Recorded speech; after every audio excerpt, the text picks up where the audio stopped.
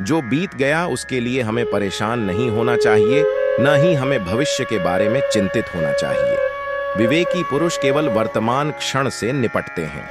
सांप के दांत में, मक्खी के मुंह में और बिच्छू के डंक में जर होता है, परंतु दुष्ट मनुष्य इससे अतृप्त है। एक अशिक्षित व्यक्ति का जीवन कुत्ते की पूंछ की तरह बेकार है, जो न तो उसके पिछले सिरे को ढकती है और न ही कीड़ों के काटने से बचाती है।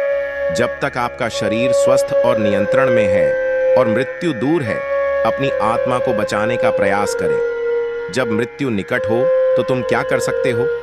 वह जो हमारे मन में रहता है वह निकट है।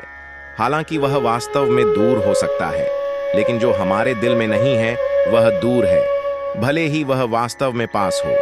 नैतिक उत्कृष्टता व्यक्तिगत सुंदरता के लिए एक आभूषण है। धर्मी आचरण, उच्च जन्म के लिए, सीखने में सफलता और धन के लिए उचित खर्च। किसी व्यक्ति की उत्पत्ति का अनुमान उसके व्यवहार से, उसके मूल स्थान का, उसके स्वर से और उसके भोजन के सेवन का अनुमान उसके पेट के आकार से लगाया जा सकता है। पृथ्वी सत्य की शक्ति द्वारा समर्थित है। यह सत्य की शक्ति है जो सूर्य को चमकाती है और हवा चलती है। वास्तव में सभी चीजें सत्य पर टिकी हुई हैं।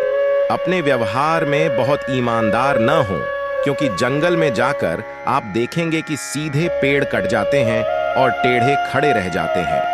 हमें सदैव वही बोलना चाहिए जो उस व्यक्ति को प्रसन्न करे जिससे हम कृपा की अपेक्षा रखते हैं। जैसे शिकारी जब हिरण को मारने की इच्छा करता है तो वह मधुर गीत गाता है। एक विद्वान व्यक्ति लोगों द्वारा सम्मानित किया जाता है।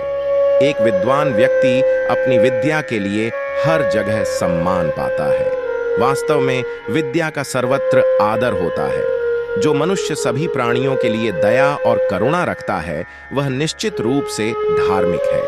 उसे अपनी धार्मिकता साबित करने के लिए किसी धार्मिक प्रतीक या चिन्ह की आवश्यकता नहीं है। जहां ये 5 व्यक्ति न हो, वहां एक भी दिन न रुकें। एक धनी व्यक्ति, एक वैदिक विद्या में पारंगत ब्राह्मण, एक राजा, एक नदी और एक वैद्य। वह जो नाशवान के लिए जो अविनाशी है उसे त्याग देता है, जो अविनाशी है उसे खो देता है, और निस्संदेह उसे खो देता है जो नाशवान भी है। कठोर लोगों को नर्म बनाना है, दूर वालों को अपनी ओर आकर्षित करना है। यदि वे हमारा बुरा करें तो अपना लक्ष्य समझकर भी हमें उनसे सदा प्रेम रखना चाहिए। ज्ञान पवित्र कामधेनु के समान है और उस वृक्ष के समान है जो हर मौसम में फल देता है। अज्ञात क्षेत्रों में यह सुरक्षा प्रदान करता है और आपको पुरस्कार प्रदान करता है। मनुष्य अकेला पैदा होता है और अकेला ही मरता है, और वह अपने कर्मों के अच्छे और बुरे परिणामों को अकेले ही भोगता है, और वह अकेला ही नरक या परम धाम जाता है। आध्यात्मिक शांति के अमृत से संतुष्ट लोगों को जो सुख और शांति प्राप्त होती है वह लालची व्यक्तियों को बेचैनी से इधर उधर घूमने से नहीं मिलती है। ब्राह्मण की ताकत उसकी विद्या में है, एक राजा की ताकत उसकी सेना में है, एक वैश्य की ताकत उसके धन में है और एक शूद्र की ताकत उसकी सेवा के दृष्टिकोण में है। एक उत्कृष्ट बात जो शेर से सीखी जा सकती है वह यह है कि मनुष्य जो कुछ भी करने का इरादा रखता है उसे पूरे दिल और जोरदार प्रयास के साथ करना चाहिए। संतुलित मन के समान कोई तपस्या नहीं है और संतोष के समान कोई सुख नहीं है। लोभ जैसा कोई रोग नहीं और दया जैसा कोई पुण्य नहीं। अपमानित होकर इस जीवन को सुरक्षित रखने से तो मर जाना ही अच्छा है। प्राणों की हानि क्षण भर का दुख देती है, परंतु अपमान जीवन में प्रतिदिन दुख लाता है। ज्ञान को व्यवहार में लाए बिना खो जाता है। अज्ञानता के कारण मनुष्य खो जाता है। एक सेनापति के बिना एक सेना खो जाती है और एक स्त्री पति के बिना खो जाती है। जिसका ज्ञान किताबों तक ही सीमित है और जिसका धन दूसरों के कब्जे में है वह जरूरत पड़ने पर न तो ज्ञान का उपयोग कर सकता है और न ही धन का। कई बुरी आदत अतिभोग के माध्यम से विकसित की जाती है और बहुत से एक अच्छी सजा से। इसलिए अपने बेटे के साथ साथ अपने शिष्य को भी मारो, उन्हें कभी शामिल न करें। एक लालची व्यक्ति को धन की पेशकश करके उसके सामने एक अभिमानी व्यक्ति को ढंक कर जीता जा सकता है।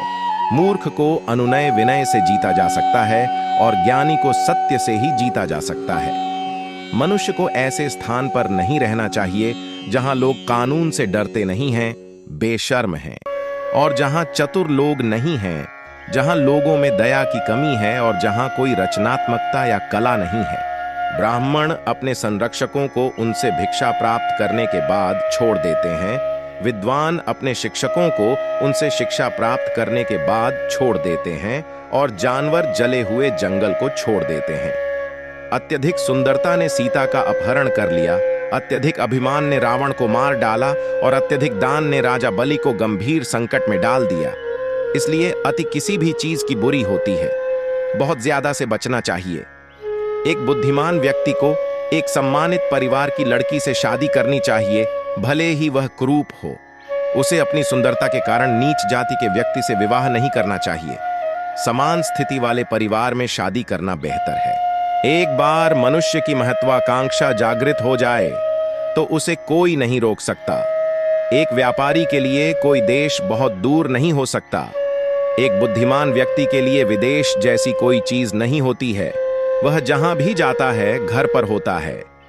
जो व्यक्ति भविष्य में आने वाली परेशानियों से अवगत होता है और अपनी बुद्धि से उनका सामना करता है, वह हमेशा सुखी रहता है। और जो मनुष्य अच्छे दिनों की बाट जोहते हुए निष्क्रिय बिना काम किए रहता है, वह अपना प्राण खोएगा। यदि आपको बुरे व्यक्ति और सांप के बीच चयन करना है तो सांप को चुनें, क्योंकि सांप आपको केवल आत्मरक्षा में काटेगा, लेकिन एक दुष्ट व्यक्ति किसी भी कारण और किसी भी समय या हमेशा काटेगा।